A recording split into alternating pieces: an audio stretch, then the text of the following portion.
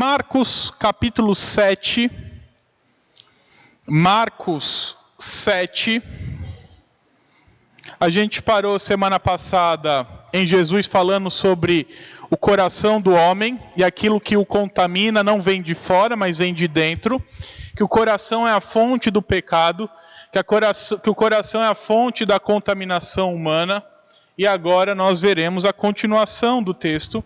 Então, depois de falar com as multidões, com os discípulos, com os fariseus e escribas, Jesus continua a sua viagem, saindo agora de Genezaré. E ele está indo ainda na região ali de Tiro, de Sidom, onde encontra pagãos, pessoas fora de Israel, pessoas que não creem em Deus, algumas que creem, algumas que demonstram fé nele, inclusive, e continua a falar sobre purificação, mas agora trazendo uma lição importante: não existem pessoas não puras, como era costume judaico da época achar.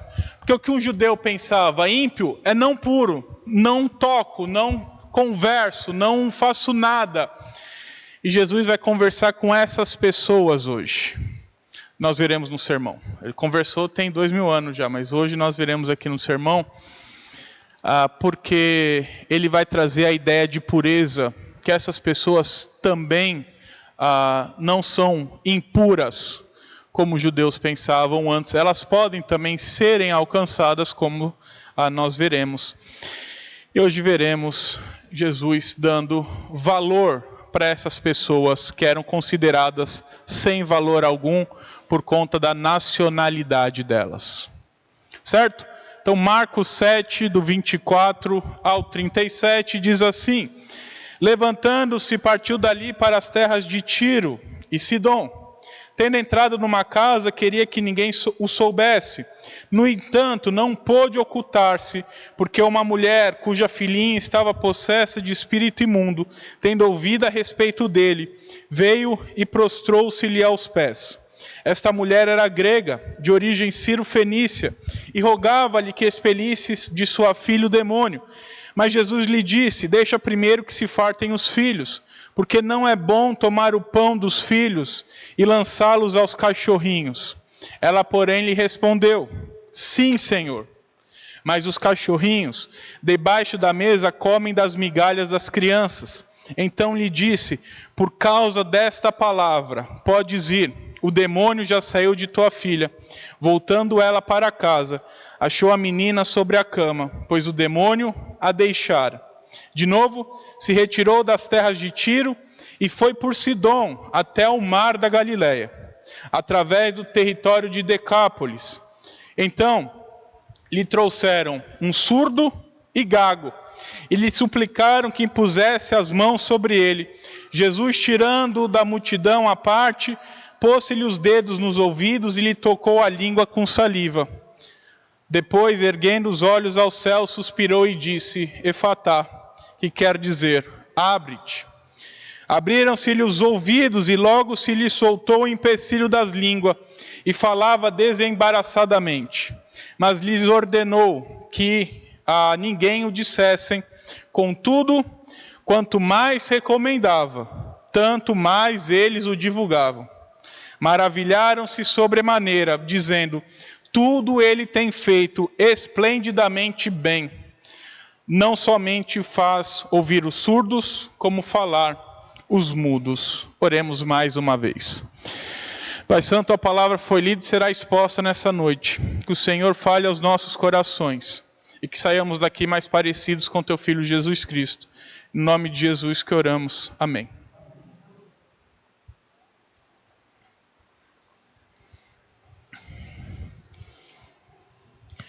Hoje é muito comum a gente olhar para o cristianismo e ver uma amplitude de pessoas de várias nacionalidades. Então a gente vê pessoas da África, como nós oramos aqui mais cedo. Nós vemos pessoas da Ásia, nós vemos pessoas do Brasil, estamos aqui a gente, se dizendo cristãos. E essa é uma realidade que a gente olha hoje e acha comum, até mesmo enxerga como algo estranho falar de cristãos e pensar em Jerusalém. Mas se você voltar para a época de Jesus, a imagem é diferente. a ideia é diferente, a ideia é totalmente ao contrário, totalmente oposta. Lá ficava o povo de Deus, e de lá não existia, além dali não existia nenhum outro lugar onde o povo de Deus estava, a não ser nos locais onde houve a diáspora dos próprios judeus. Então, se não for um judeu que saiu de Jerusalém, foi para algum lugar e montou uma comunidade, ninguém mais é do povo de Deus. Ah, mas eu aqui no Brasil não tenho nenhum parente judaico. Será considerado impuro, imundo, pior que um cão. Porque você não tinha parte com Deus. Mas o cenário mudou. As nações foram chamadas. As nações foram evangelizadas. E Cristo ficou conhecido nesses locais. Mas nós vemos algo interessante, que o Messias, enviado ao povo de Israel, que o Filho de Deus, ele também já dava atenção às nações, não só na época dos apóstolos, mas desde o seu ministério, ele já foca a sua atenção também aos gentios. E é isso que nós veremos nessa noite. Marcos mostra de modo bem claro que apesar da prioridade de Jesus ter sido judeus, afinal, eles eram de fato a nação escolhida por Deus, os descendentes de Abraão, como nós vimos aqui pela manhã na EBD. Mas Marcos registra que o Filho de Deus não era exclusivo deles. Eles tiveram a prioridade porque Deus entregou para eles as promessas, a palavra. Deus entregou a revelação a eles e mandou o Messias até eles. Mas eles não eram os únicos com quem Deus se preocupava. Eles não eram os únicos com quem Deus amava e se importava. Hoje nós falaremos sobre isso. E nós falaremos isso num sermão que tem por tema Jesus, a viva esperança para o mundo todo. Jesus é a esperança viva para todo o mundo. Não só para uma nação, mas para todas as nações do planeta. A esperança é a mesma, Jesus Cristo. E a primeira lição que esse texto traz é que Jesus Cristo é a viva esperança para todo mundo, por isso ele atende às orações das pessoas, de todos os planetas. Se você ler do verso 24 ao 30, eu não vou ler tudo, porque a gente já fez essa leitura, e é um trecho longo, mas você vai ver Jesus se encontrando com a mulher, a sírio-fenícia, indo para a região de Tiro e Sidom. Para os irmãos terem ideia, Tiro fica onde hoje é o Líbano. E ele ficava distante de Jerusalém, era uma nação pagã, era uma nação contrária a Israel, tanto que Josefo, o principal historiador judeu do século I, diz que Tiro era o principal inimigo do povo de Deus. Era a principal nação inimiga do povo de Deus, porque de lá tinha havido Jezabel, que deturpou Israel, de lá eles ajudaram a destruir Jerusalém depois. Então, historicamente falando, de todas as nações ali, a pior delas, para o judeu, o mais inimigo deles era Tiro. Eram os inimigos mais amargos, como ele chama nos seus livros. O que mostra que, de uma perspectiva social e religiosa, a visita de Jesus àquele lugar, àquela sociedade, mostra um Messias que não se limita, mostra o Filho de Deus que não se limita só a um lugar do planeta. Pelo contrário, o Messias que é disponível a qualquer geografia do planeta, um Messias que é disponível a qualquer etnia do globo, ao Messias que é disponível para qualquer pessoa de qualquer lugar, seja da classe social mais baixa, seja da classe social mais alta, seja de do sul do mundo, seja do hemisfério norte do mundo, todas as pessoas têm acesso ao mesmo Messias, e o Messias veio para todas essas pessoas. O Filho de Deus, Jesus Cristo, veio para todas essas pessoas. E lá nesse lugar em Tiro, ele entra numa casa com o intuito de ficar sem que ninguém soubesse. Mas logo uma moça chega, a gente está vendo aí Jesus tentando ficar meio escondido, mas sempre alguém vê Jesus, sempre alguém sabe que Jesus está lá, e essa moça vê que Jesus está lá, escuta falar dele, e vai até os pés dele clamando, como Mateus 15 narra, falando que ele era o filho de Davi, mostrando que ela reconhecia Jesus, não só como um possível mágico, um mago que tinha os montes em Tiro, mas como o próprio rei messiânico, enviado pelo Deus vivo e verdadeiro. Marcos não narra, mas Mateus diz que ela chega aos pés de Jesus clamando, filho de Davi, e faz o pedido dela, e faz a oração dela. E aqui Marcos registra porque essa passagem é tão importante. Meus irmãos, Jesus curou muitas pessoas. Jesus expulsou demônios de muitas pessoas. Por que essa história chama a atenção? Por que essa história Marcos decidiu gastar tinta e pergaminho, que não era barato na época para contar? E a explicação é que o fato dela ser sírio-fenícia chama a atenção. Ela morava na região de Canaã, Mateus diz isso, ela era cananita, de origem sírio-fenícia, e aqui é uma diferenciação dos fenícios do norte da África, por isso eles habitavam na Síria e não no norte da África.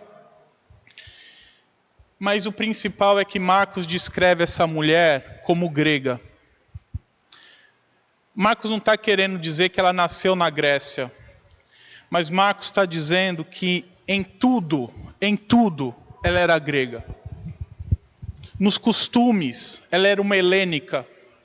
No falar, ela era helênica. No pensamento, ela era uma grega. No modo de se portar, ela era grega. No modo de se vestir, ela era grega. Ou seja, ela era totalmente diferente do judeu. Em tudo. Em absolutamente tudo. No se portar, no falar, na língua que falava, na cultura que tinha. Algo que era relativamente comum naquela região depois deles terem sido conquistados por Alexandre o Grande, que trouxe essa helenização para aquela parte e mostra um pouco do porquê aquela mulher agia independente. É difícil você ver na cultura judaica uma mulher agindo de modo tão independente igual ela. Ela vai sozinha procurar o Filho de Deus. Ela sozinha vai lá e se prostra aos pés do Filho de Deus. Ela sozinha vai lá e faz o pedido dela.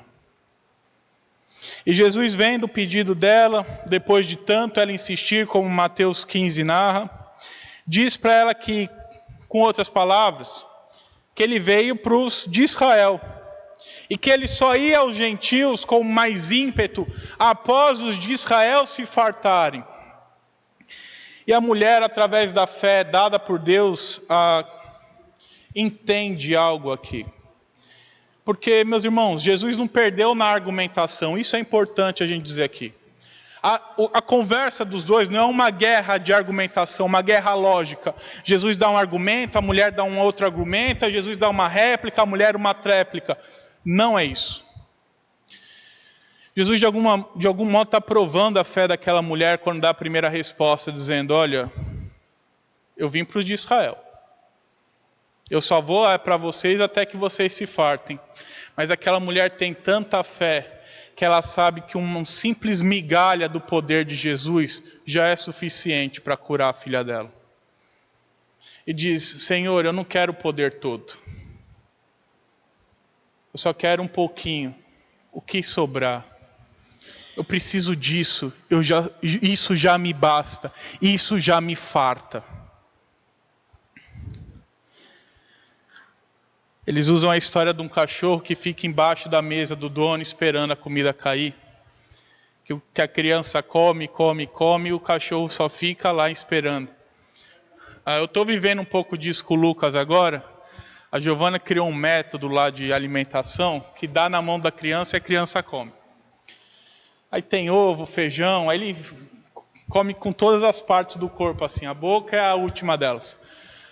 Só que se você ver a roupa dele depois dessa alimentação toda, você tem que chacoalhar ele na pia assim, porque senão cai tudo no chão. E eu tenho um cachorro que fica embaixo da cadeirinha do Lucas lá, só pegando o rebote. Então, comeu o ovinho, caiu, o cachorrinho está lá, satisfeito. Essa é a ilustração. Essa é a ideia. E nessa ideia, a mulher está falando assim, olha, eu sei que você veio para os filhos, eu sei que você veio para os de Israel, mas só um pouquinho desse poder já me basta. E é interessante que Jesus olha para isso, olha para essa fé verdadeira, olha para essa fé inabalável, olha para essa fé e responde. Mateus 15 narra que Jesus ouviu a oração dela por causa da fé que ela tinha nele. Então ele atende o pedido daquela moça. Ele atende a oração daquela moça. Aquela moça volta para casa. E quando chega em casa, a filha está curada, sã e deitada na cama, totalmente livre dos seus demônios. Isso mostra, meus irmãos, que o Evangelho é de fato o poder de Deus para a salvação, tanto dos gentios quanto dos não-judeus, dos judeus também, tanto do judeu quanto do não-judeu, tanto do gentio quanto de quem nasceu lá na região. Mas Paulo diz isso em Romanos 1,16, para a mesma igreja que Marcos escreve. Se nós lembrarmos aí do começo do nosso sermão em Marcos, a gente vê que Marcos escreve para os romanos. E Paulo escreve a sua epístola aos romanos, citando justamente que o Evangelho de Deus é poder para salvar, tanto quem nasceu na Judéia, quanto para a gente de origem gentílica. E aqui um estudioso bíblico ressalta que as palavras de Deus foram confiadas aos israelitas, por isso eles têm a prioridade na história. O próprio Paulo diz isso. Mas Jesus enfatiza esse ponto. Mas ao mesmo tempo, os gentios também receberam promessas da bênção de Deus desde o Antigo Testamento. A gente está vendo as aulas aqui em Gênesis de domingo de manhã, e a gente viu Gênesis 12, em que Deus fala a Abraão que a partir dele todas as nações do mundo seriam abençoadas. Então Deus sempre teve um propósito para as outras nações. Deus sempre teve amor pelas outras nações.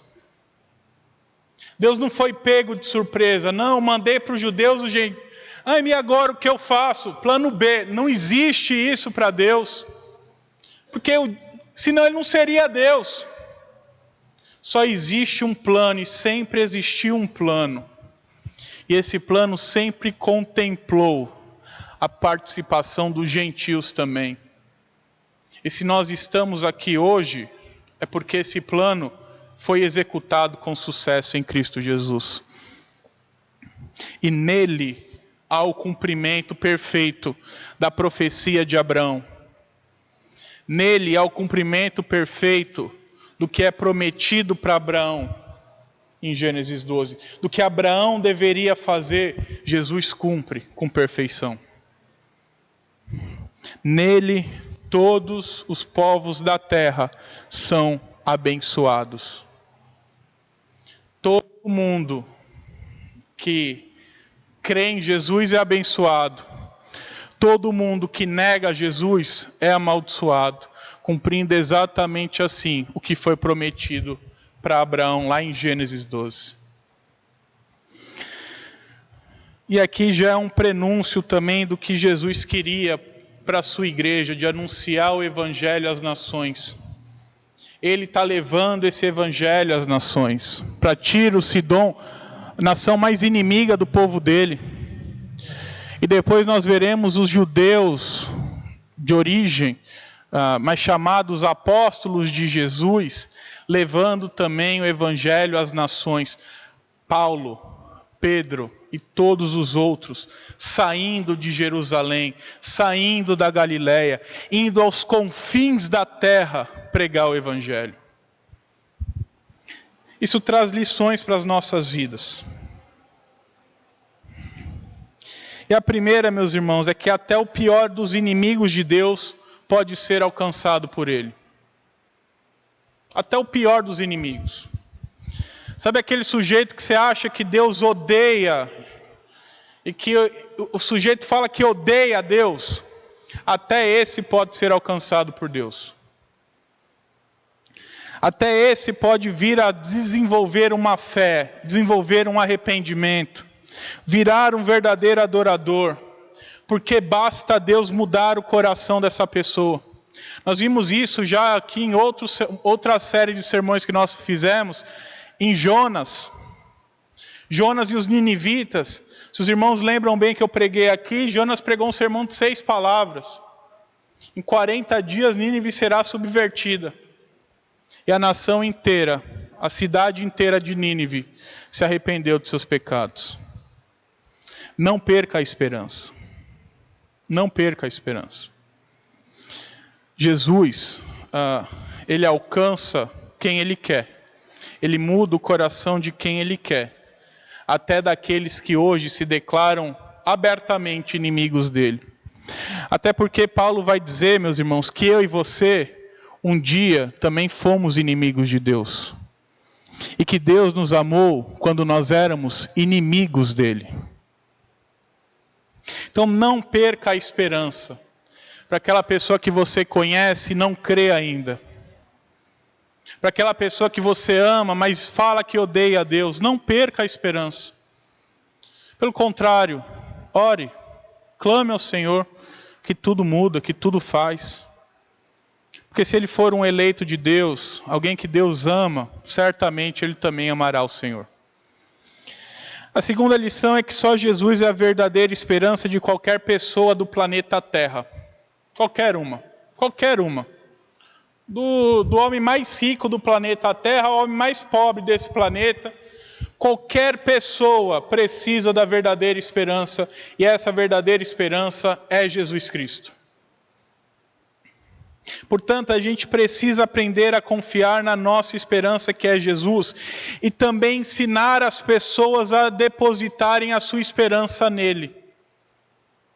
Seja o seu vizinho, seja o seu colega, seja o seu parente, seja na viagem que você vai fazer, seja se você quer virar missionário, quer ir para outra nação.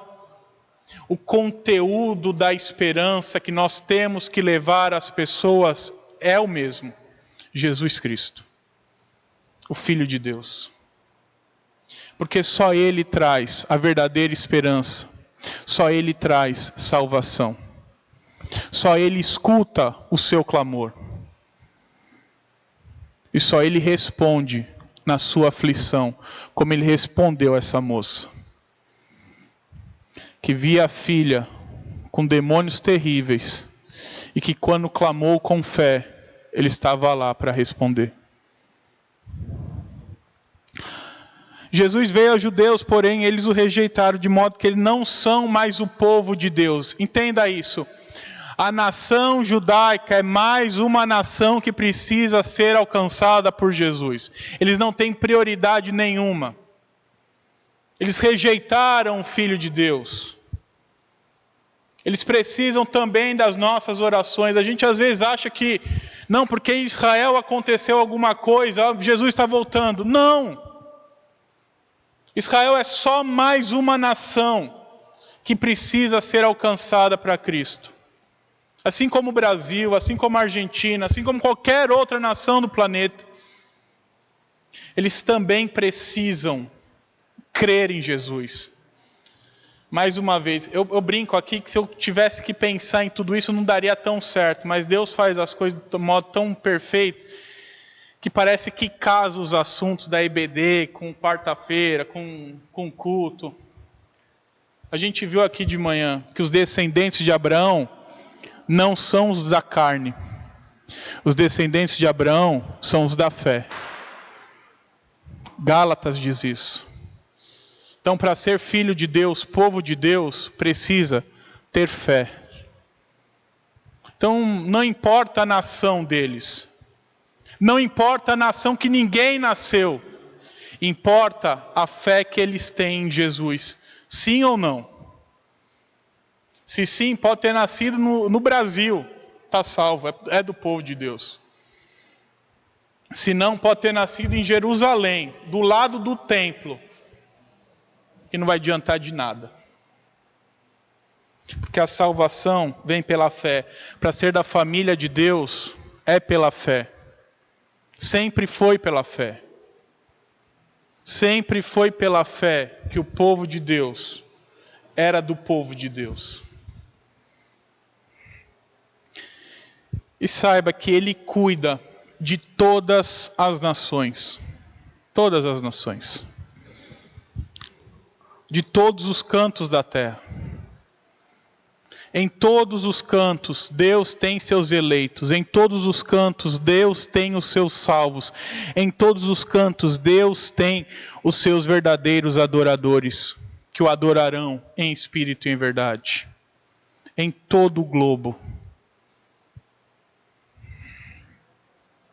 Nós vimos então que Jesus é a esperança viva para o mundo todo, porque Ele ouve as pessoas do mundo, Ele escuta as orações das pessoas, de todos os planetas, Ele se compadece dessas pessoas. E a segunda lição é justamente essa, que Jesus é a esperança viva para o mundo todo, porque Ele se compadece das pessoas de todas as nações. Do verso 31 ao verso 37, o texto diz aí, muda a figura e para de contar a história da mulher cirofenícia e passa a contar a história do homem surdo e gago.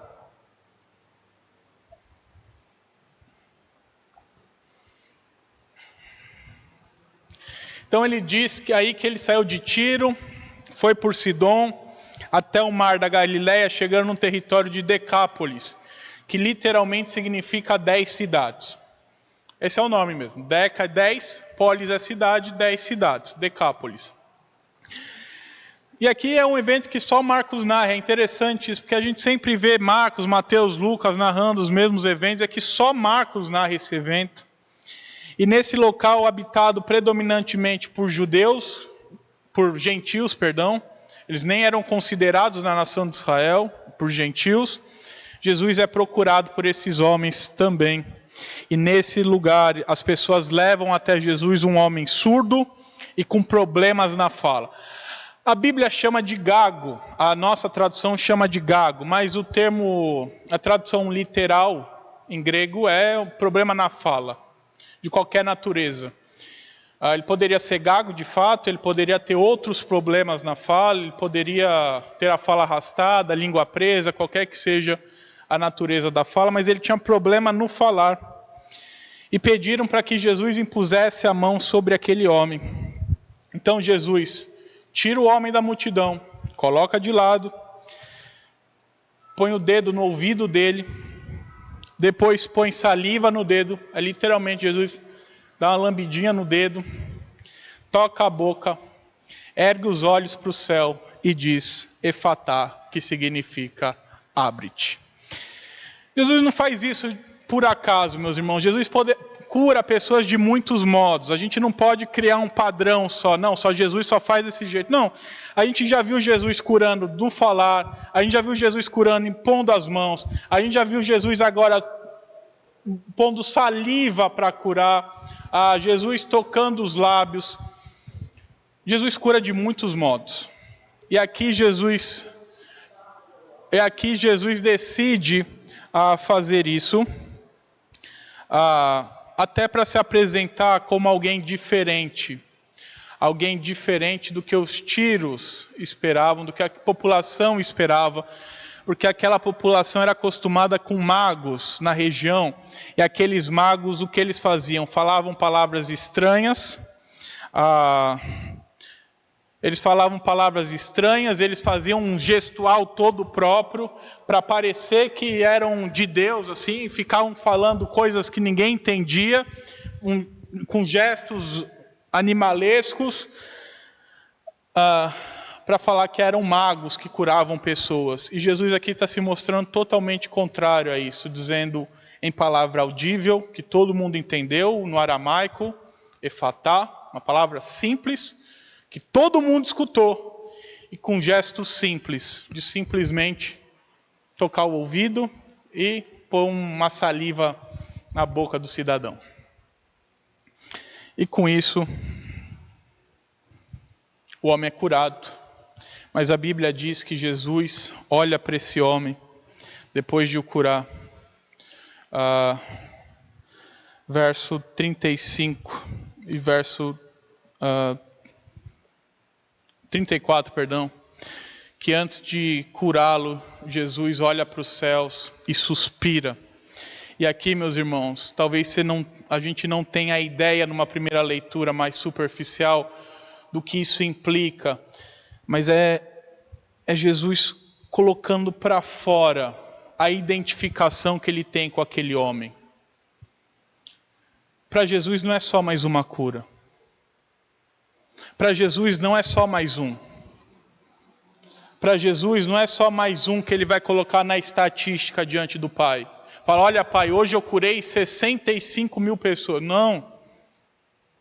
Jesus olha aquele homem, vê a situação dele e se compadece ao ponto de suspirar da própria alma. É aquela respirada funda de quem está se doendo pela pessoa, de que está vendo a situação e que está entristecido pela coisa. Esse é o suspiro de Jesus quando levanta os olhos para o céu e diz, abre-te. Mostrando que Jesus, ele entende, ele apesar de não ter pecado, ele entende a situação do homem que luta contra o pecado, porque ser surdo ou mudo, ser surdo, gago, no caso, ou qualquer outro problema de fala que seja, não é pecado, mas é consequência do pecado. Se o pecado não tivesse entrado, meus irmãos, não existiria doença. Se o pecado não tivesse entrado, não existiria ninguém surdo. Se o pecado não tivesse entrado, não existiria problema nenhum. E Jesus está vendo alguém que tem que lidar com um problema gerado pelo pecado e que traz um fardo terrível. Se hoje já é difícil ser alguém com problema na fala e surdo, imagina 2000 anos atrás numa sociedade preconceituosa com essas pessoas. Então Jesus olha a situação daquele homem, suspira lamentando e cura aquele homem. E diz, abre-te. Olhando ao Pai, abre-te. Cumprindo assim mais uma profecia sobre o seu ministério, que está lá em Isaías 35, 55. Então se abriram os olhos dos cegos e se desimpediram os ouvidos dos surdos. Ele é o Messias perfeito. Ele é o Filho de Deus enviado para se compadecer da humanidade, não só dos judeus, mas de todo o homem. De qualquer lugar do planeta. Mesmo das regiões mais sórdidas do planeta. Até nesses locais, Deus encarnado, o Filho de Deus, Jesus Cristo, se compadece da humanidade. E vê o problema que o pecado gera. E entende quão doloroso aquilo é. E após fazer esse milagre, Jesus ordena que a multidão que viu o milagre não contasse para ninguém. Mas o texto é incrível esse detalhe que Marcos traz, porque diz que quanto mais Jesus falava, mais o povo fazia ao contrário. Quanto mais Jesus falava, gente, não fala, não preciso da propaganda, mais as pessoas anunciavam Jesus. O termo aqui na nossa Bíblia está, verso 36, o divulgavam. E é uma ideia boa, mas a tradução pode ser também, eles proclamavam, eles pregavam, eles falavam de Jesus para as outras pessoas. Porque eles estavam absolutamente maravilhados com Jesus, com o poder de Jesus. Porque eles viram tudo e para eles tudo era muito bom. E eles viram essas coisas extraordinárias e ficaram maravilhados. E diziam, tudo ele faz esplendidamente bem. Não é só cura, não é só fazer o surdo ouvir, o mudo falar. Ele faz mais do que isso. E essa porção também traz lições para as nossas vidas. E a primeira é que Jesus se compadece de qualquer pessoa que verdadeiramente o procura.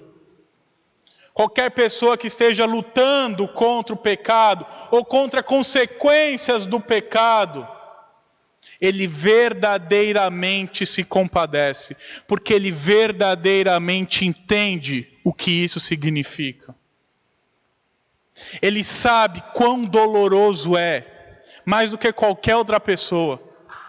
Às vezes você conta as suas dificuldades, as suas lutas para as outras pessoas, e as outras pessoas não entendem. Mas Jesus entende. E Jesus resolve. Não é que ele entende e fica lá torcendo, batendo palma, dando frase motivacional. Ele entende e resolve. Ele entende e está contigo. Para no momento perfeito te dar o socorro necessário, como Hebreus diz. Isso não depende da condição física, da classe social, do país que você nasceu. Antes depende de crer nele. Se você verdadeiramente crer nele, tem fé sincera nele, se você buscá-lo com verdadeira fé e verdadeiramente o adorar, Jesus terá verdadeira compaixão e verdadeiramente te ajudará. Esse trecho também mostra que Jesus é o nosso Messias perfeito, Ele é o nosso Cristo perfeito, Ele é o nosso ungido perfeito enviado pelo Pai, que veio para se identificar conosco, que entende a nossa realidade, que sabe o que a gente passa, que suspira por nós até hoje, que se importa conosco, que quer nos ajudar. Então saiba disso, que Ele sabe o que passa na sua vida e que Ele quer o melhor para você. Ele entende as suas lutas, Ele sabe como resolver. Melhor que você. Porque a gente às vezes quer tomar o controle da situação e fala, estou com um problema, eu resolvo. Errou. Você não resolve, você não sabe. Você não sabe resolver. Mas Jesus sabe. Então entregue para quem verdadeiramente te ajuda e resolve. Entregue o controle da sua vida para quem ama você mais do que você ama a si mesmo. Porque Ele cuida de nós. Ele se compadece de nós, de coração sincero. E Ele tem o poder, porque Ele é o Deus encarnado, todo-poderoso Senhor. O que criou os céus e a terra, e que dá uma lambida quase na língua do cidadão, o cidadão passou a falar. O que tocou, ele não falou nada, ele só tocou assim no ouvido do cidadão e já estava escutando. Que olhou para a mulher e falou, pode ir para casa, já despachei lá o demônio e vi o Wi-Fi aqui. Ele não precisou ir lá, brigar com o demônio, ficar 15 minutos lá, gritando palavras sem sentido, cantar louvor da Cassiane para ver se vai. Ele só falou, pode ir, tá feito.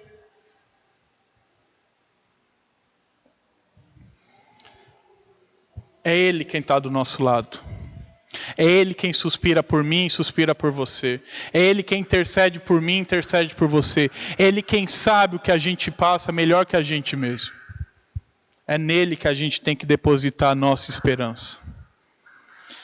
E a terceira lição, meus irmãos, é que nós já vimos coisas extraordinárias de Jesus. Se você não tivesse visto nada de extraordinário, você não estava aqui hoje. Porque Ele já transformou o seu coração. Isso já é o mais extraordinário possível. A gente sabe do que Jesus é capaz. A gente já testemunhou do poder de Jesus. E a gente já viu que Ele faz muito mais do que só curar pessoas. E nós estamos vendo uma multidão de pessoas que não tem nenhum indício, não há nenhum indício de que eles eram crentes. Não tem nenhum versículo falando que eles eram crentes. Mas eles entenderam o tamanho do poder de Jesus e falavam para as outras pessoas: olha, tem um cidadão aí, meu querido, que ele resolve. Porque a gente que é crente, porque a gente que já viu tanto, porque a gente que sabe tanto, porque a gente que já viu Jesus fazer tantas e tantas coisas, não abre a boca para nada. Por quê? Será que a gente duvida de Jesus? Será que a gente de fato crê em Jesus? Será que a gente de fato acredita que Ele faz obras esplendidamente boas? Porque se a gente sabe que Ele é a única esperança, e que o mundo precisa de esperança, por que que a gente não está fazendo nada? A gente precisa falar, a gente precisa anunciar, a gente precisa divulgar, a gente precisa fazer a propaganda dele. E dizer, falar para as pessoas: olha, Ele não só cura e faz milagre não. Tudo que Ele faz é maravilhosamente bom. Tudo que Ele faz é bom. É esplendidamente bom. Fale do quão grande Ele é. Fale do quão capaz Ele é. Fale de quem Ele é, do que Ele faz na sua vida, do que Ele fez na sua vida. Do que Ele é capaz de fazer na vida de qualquer um. Leve a verdadeira esperança às pessoas. Porque Ele ouve, Ele se compadece desses que vêm a crer nele também.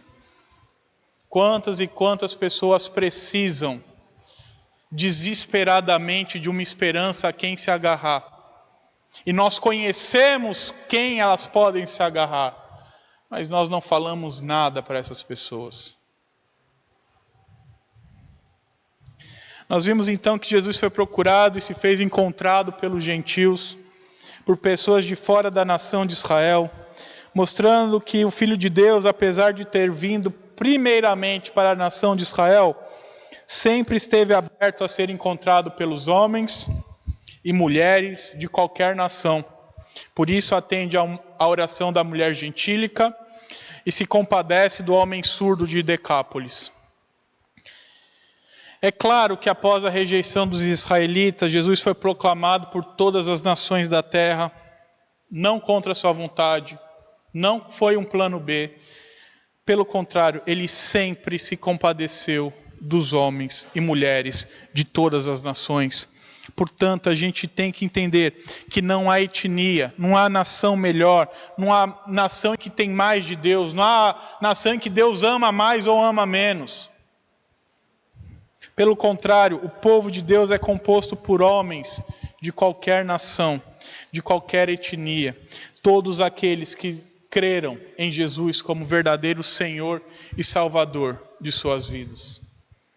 A gente então tem que anunciar para as pessoas que conhecemos que Jesus é presente na vida de qualquer um que o buscar com fé e se compadece dos homens que o buscam e o temem, independentemente de onde estejam, do status social deles, se eles se acham dignos ou não, se eles se acham bons ou não. Jesus se compadece de qualquer pessoa que verdadeiramente crê nele. E como Paulo disse, a fé vem pelo ouvir. Então, preguemos a Cristo às pessoas. Que Deus abençoe sua vida.